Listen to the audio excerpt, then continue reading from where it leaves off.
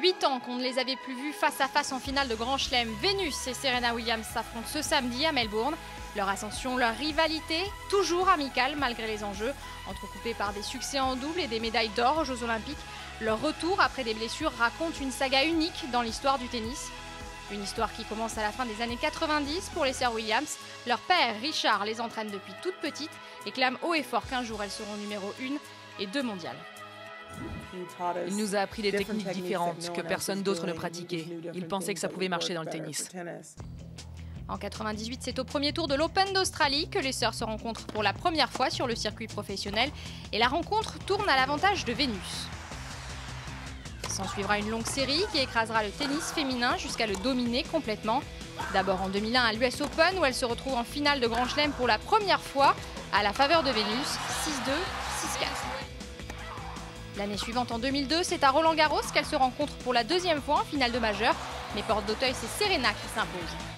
Après une troisième rencontre à la faveur de Serena à Wimbledon, les Williams se retrouvent en finale de l'US Open où la cadette s'impose à nouveau sur son aînée, 6-4, 6-3.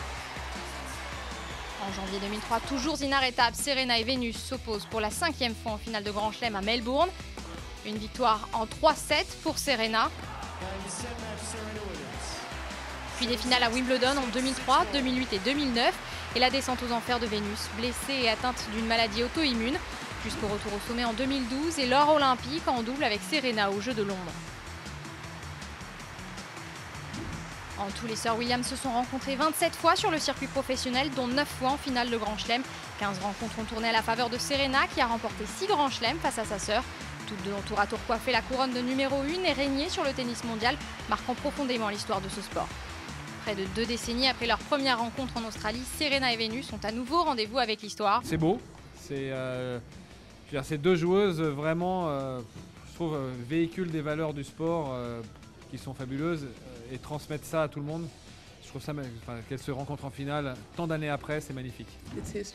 C'est une page de l'histoire et c'est formidable d'en faire partie. C'est sans aucun doute le meilleur scénario dont j'aurais pu rêver. En cas de succès à Melbourne, Serena soulèverait son 23e titre du Grand Chelem, dépassant Steffi Graf et s'approchant du record absolu de l'Australienne Margaret Court et ses 24 titres du Grand Chelem. À moins que Venus, 36 ans, s'offre un 8e titre du Grand Chelem en Australie, la même où tout a commencé il y a 19 ans.